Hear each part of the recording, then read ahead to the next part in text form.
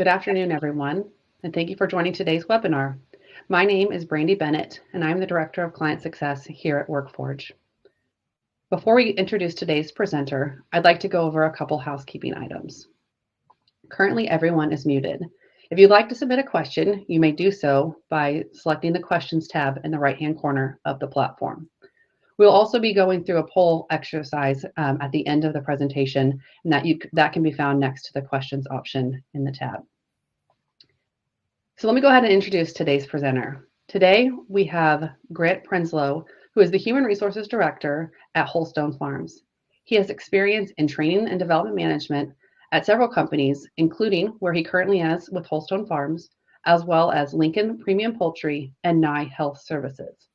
Grant's expertise lies in overseeing the development of systems, policies, and procedures, as well as employee training and new hire orientation. Take it away, Grant. Thanks, Brandy. Hey, good afternoon, everybody. First and foremost, just want to say thank you to WorkForge for this opportunity. And thank you to everybody that's joining this webinar so far.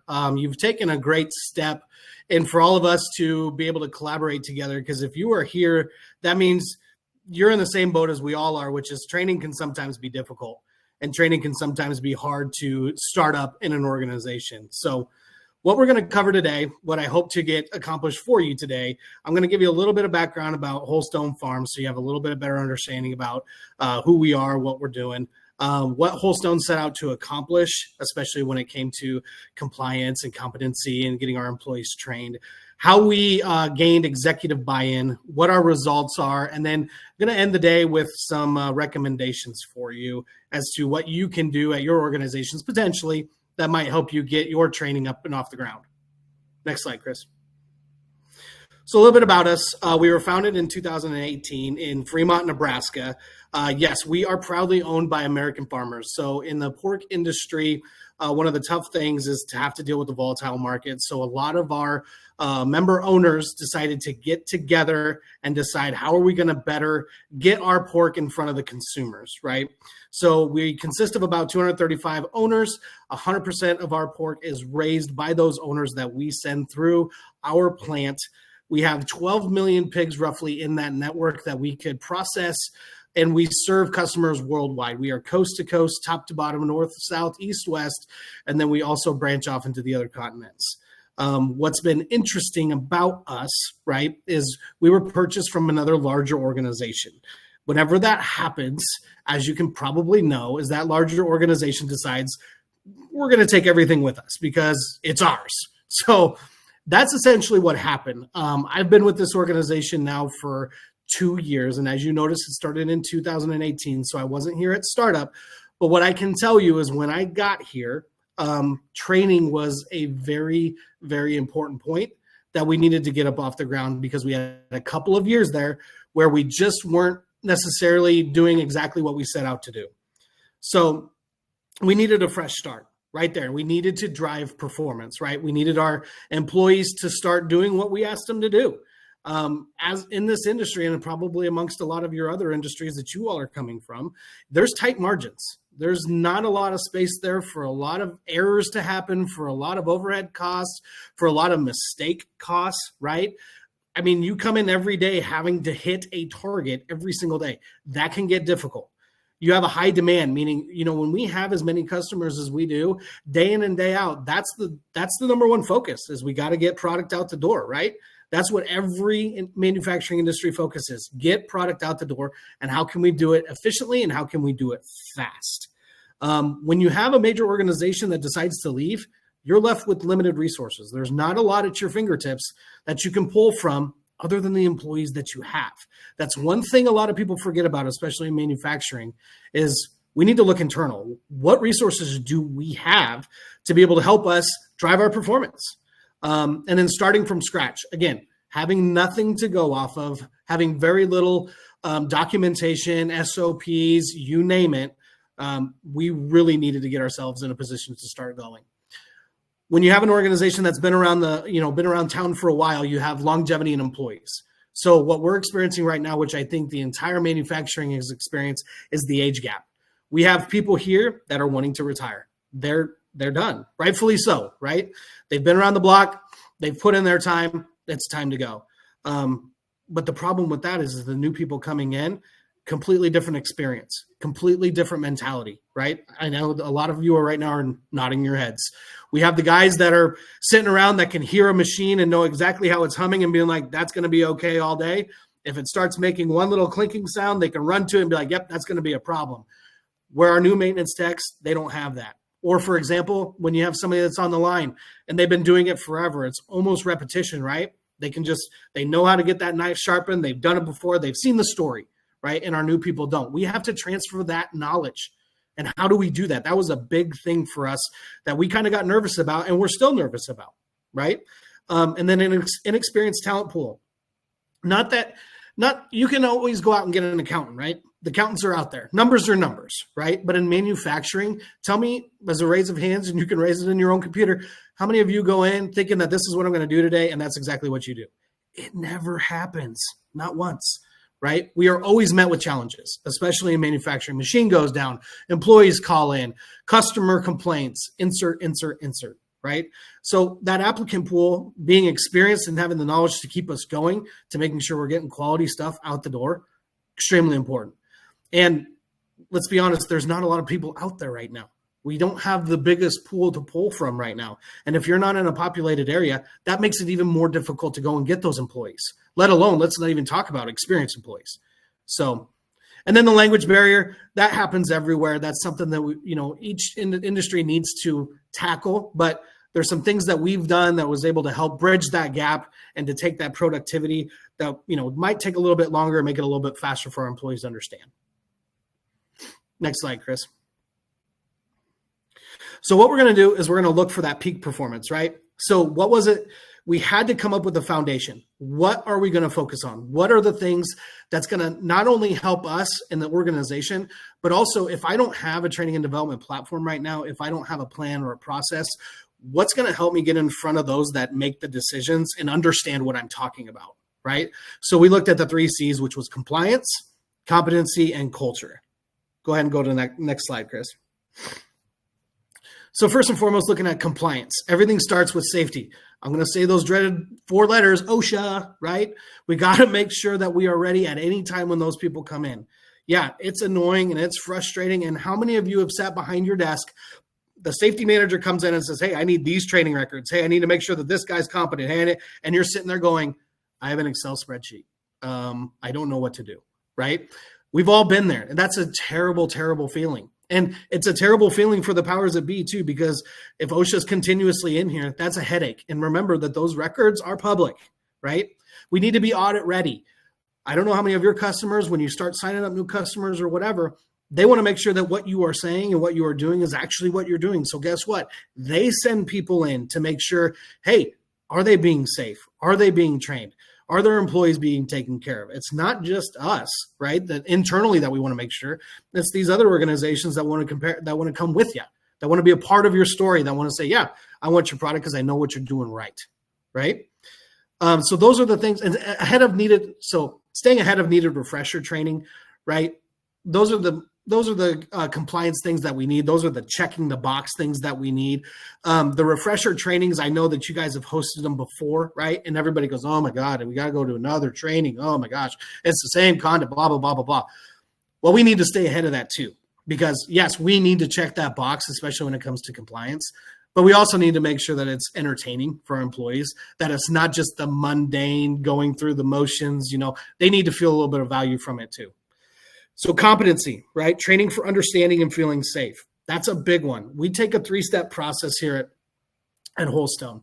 So we have the classroom training, right? That's the initial, okay, this is what we want you to know. At the end of that classroom training, right, we quiz them. We need to make sure, did you pay attention, or were you that guy nodding off in the back that hit his head on the desk and now you feel embarrassed, right? If that was you, then unfortunately you're going to go back through the class. But if you pass that, then we do one more step, which is on the job competency. We take it a step further, because there's a lot of people out there that don't mind going through the class and taking the quiz. And once they leave, it's gone. It's out the door. They don't ever remember it when they're out there. All of a sudden they're removing a USDA tag, and all of a sudden now we're in big time trouble, right? We got to make sure that they understand going out to the floor where their environment is, where it's loud, where they're at 99% of the time of their job, that they continue to take that with them. We focused on upskilling, right? So we talked to those C-level managers about the gaps that we have. We've already talked about that. But how are we going to get those employees there? How are we going to make sure that when Joe leaves, who's been here for 34 years, that knows the ins and outs of this entire building, that Kyle coming in can do the exact same thing? I know on the last slide, we talked about tribal knowledge. We needed a way to be able to capture that tribal knowledge, right? That takes a lot of time.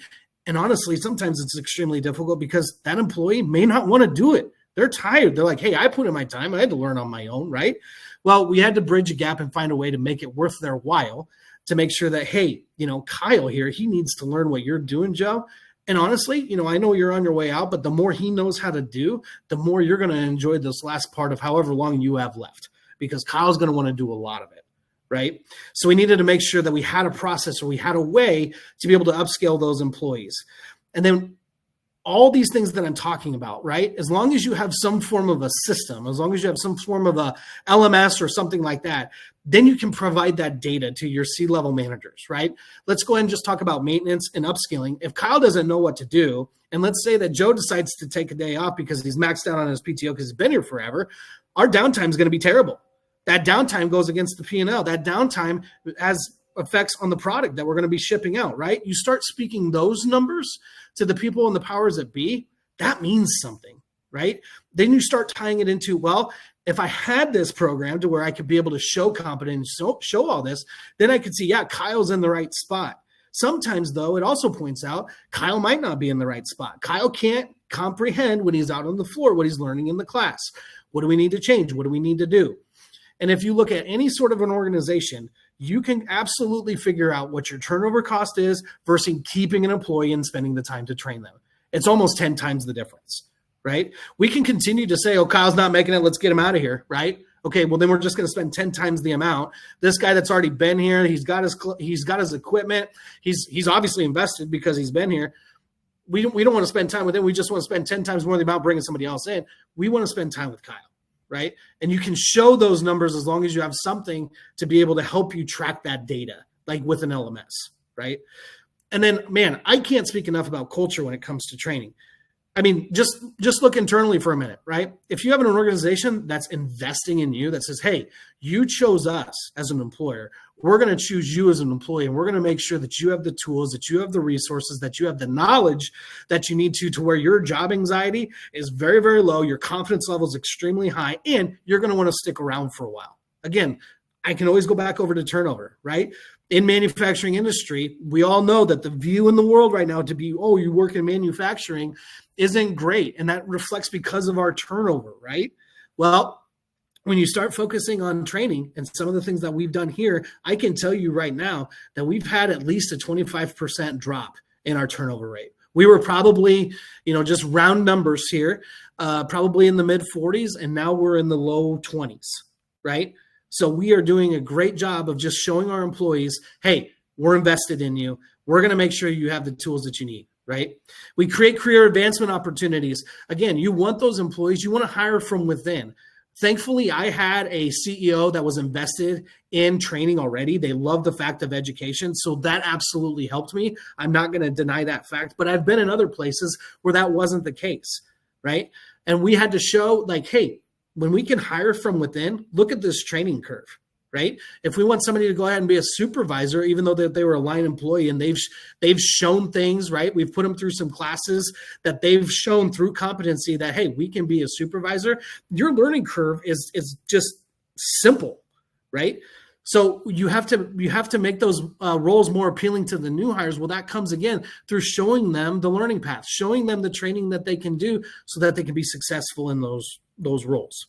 And training, it's a career-long process, right? When we get to stages of directors or vice presidents, that doesn't stop. We need to continue that training. There's always a way to level up. There's always a way to learn something new. We all have opportunities to grow. And that is through things like LMS and your skills matrix of training that you're going to build. Go ahead and go to the next slide, Chris. So how we gain the executive report or support, I've already kind of talked about that already. But again, to kind of use a couple of different, analogies. Let's talk about brand risk, right? If you're an organization that has a brand, all it takes is one big dog, one big customer that you have that because of lack of training, because of lack of competency, that you had an issue and that customer decides we're out, right? That's all that it takes. And let's be honest, if we're going to have a complaint from a customer about product quality, where does that start? That starts with our employees. That start with, did they know what they needed to know? Did they understand the spec? Did they know how to actually use that wizard knife or shape that blade of the knife to make sure that the cut happened the way that they want?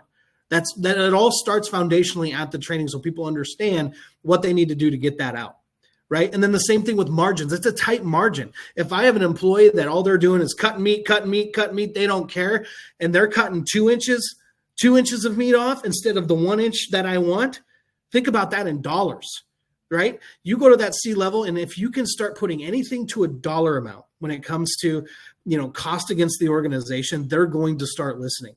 And you can start showing that, because right now, if you were to go out and just get a baseline of any sort of, issue or bad practice or anything that you have, you can show the cost against it right now. And then you can start measuring yourself by putting in a training program and saying, okay, we're going to focus on just keeping a sharp knife. We're going to focus on keeping a sharp blade, or we're going to focus on the way that they handle the meat, right? And then you can start showing that.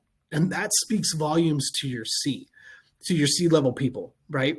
Turnover, I've already talked about that. Time to productivity. If I can have the opportunity, like right now, we have a 2-day orientation. I'm not afraid to say that because that's fact. We are looking at changing it to a 5-day orientation. That makes a lot of people crazy.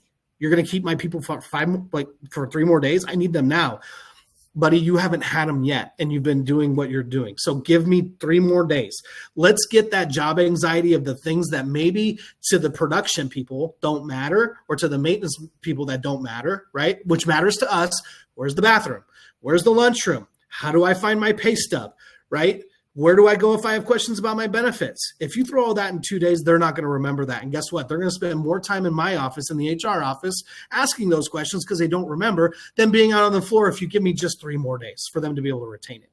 Also, if you give me 3 more days while they're out on the floor where they can observe and watch more, rather than just saying, hey, 2 days, here's Kyle, best of luck. He's going to be so dang nervous. Your learning curve, your time to him being productive is going to increase. I can't even tell you the number. It's insane. When you can give me the time to take that job anxiety away, give them an opportunity to spend time out on the floor, feel the environment, hear the environment, put the knife in their hand, feel the product, all those things, that comfort level continues to rise, the anxiety continues to go down, and their information brain capturing just goes up exponentially to where they will start being way more productive for you than you can even imagine, right? And that's your ROI. Again, like I talked about at the beginning of the webinar, it's all about getting product out the door, right? For some, it's all about that, okay? How does that happen? Well, it takes people. What do people want? People want to be trained. They want to have that knowledge. They want to have that they want to have that information in order to be successful. I truly do believe that employees don't come to work every day and say, well, I'm here to mess stuff up. If they are, then you know the path. They can come to my office. We'll take care of it, right? So, and then you're also decreasing that risk with that employee. Going back to the safety piece of it, if they know what they're doing, if they know the appropriate way to sharpen that knife, if they know the correct paths to walk, they're going to continue to be safe, and we're going to continue to keep those complaints from that lovely organization of OSHA out of our businesses. Go ahead, next slide, Chris.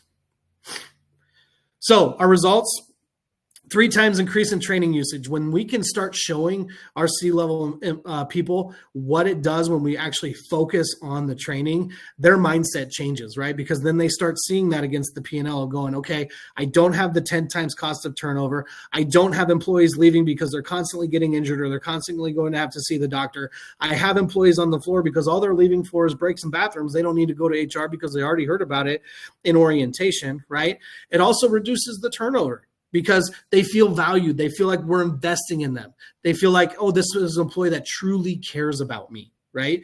One of the things that we do is we put the date of their hire, or that we're going to start, is we're going to put the date of hire on the back of their hard hat, right? Why do we do that? Why does that even matter? Well, if I'm walking around and if I'm a supervisor and if I see that employee started 90 days ago, and I can see, if you just take a minute to look, you can see when an employee is struggling, right? The encouragement is going to be, go over and talk to that employee. Hey, are you struggling? What do you need help with?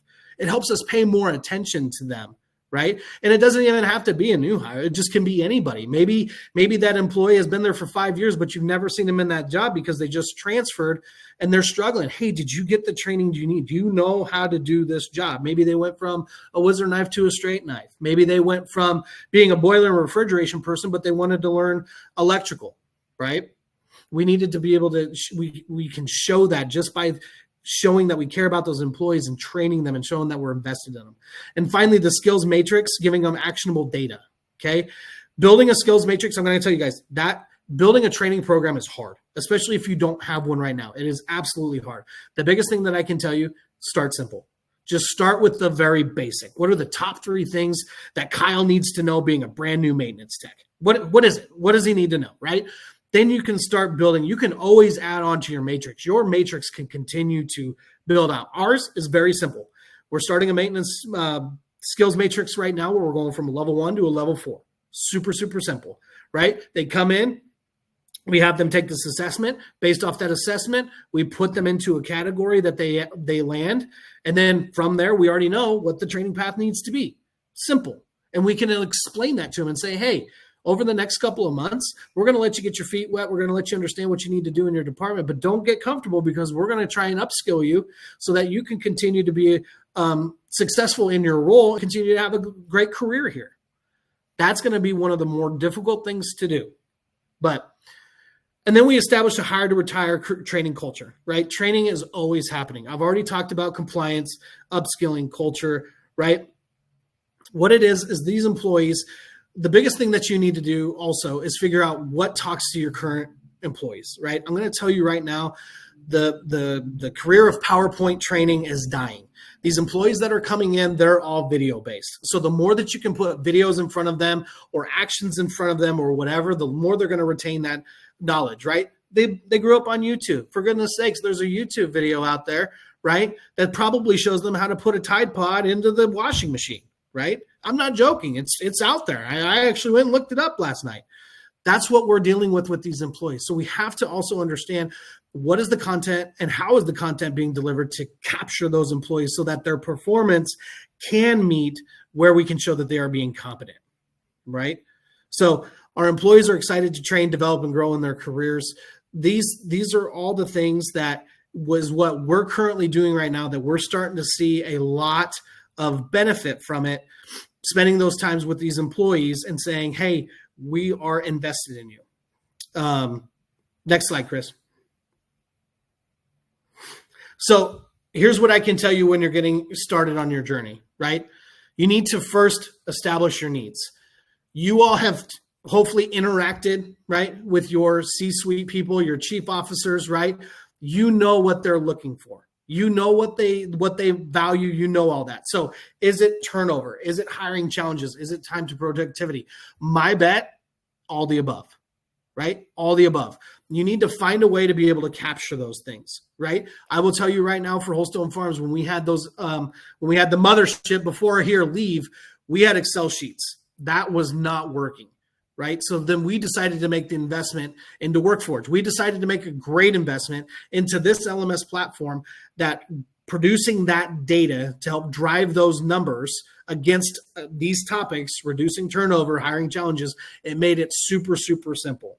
So that meeting, although could have lasted an hour because they didn't understand it or the why, it lasted 10 minutes saying, yep, let's move forward. We need to build a skills matrix, right? We are reducing our turnover. I already talked about that. The hiring challenges, if you build a skills matrix and it works, you can start showing, hey, I don't really need to worry too much about the labor shortage pool because I have the in-house talent here. And if we do bring somebody in, I have the LMS here that's going to be able to help me bridge that gap a lot sooner. And their time to get out to the floor is going to be minimal. So biggest thing is establish the why, right? How does this solve what keeps the leadership up at night? And again, what keeps the leadership up at night? Quality, because that's what bases your product when it goes out the door with your customers. Is this a quality product? Is this what my people or what my customers are going to want? And again, just like I talked about, going back to it, if we're being honest, that starts with the people that are in the building, right? If our quality is going to be good enough. Continue to push those numbers to show them the ROI, and then demonstrate how you're going to continue to do that. Again, an LMS is a great way to be able to do that because the reports coming out of it and basically the flexibility, I'm going to speak for WorkForge, the flexibility that WorkForge has for us to be able to get custom things in there really helps so that I can build the reports that I want that speak straight to my operating officer and my executive officer. The last thing, and this is probably the biggest, is you have to commit. If training's not your thing, this is going to be a hard mountain for you to climb. But if you're looking at it from the employee perspective, if you're looking at it from the buy-in perspective from your chief level people, it's easy to commit. Because honestly, looking at what we're doing, looking at the roadmap that we have, everything that we've committed to training has only helped the organization, right? You need to identify a partner to help you. Guys, if you don't have an LMS already, it's going to be worth your while to go and find one. I'm just telling you right now, the webinar that you're watching, the people that are behind this screen with this organization, they're top notch. Strive for improvement, not perfection. We all want to be perfect. Absolutely. We're never going to get there, but we can always strive to get there. And don't give up. You're going to get resistance because, again, spending money on training, as we've always been, right? People say, hey, what's the first department to get cut? Training. Right? We have to show them why it is so invaluable that they have to have training in their department, that we are the last thing that they want to look at. So I hope today that you guys have enjoyed this webinar. One of the things I'm super excited about is it's fall. So that means for our product, which is pork, people are getting ramped up with their smokers. And I'm telling you right now, the training is in full force to make sure we get enough knives on some pork so those butts and all the ribs and everything can get on everybody's smokers this fall.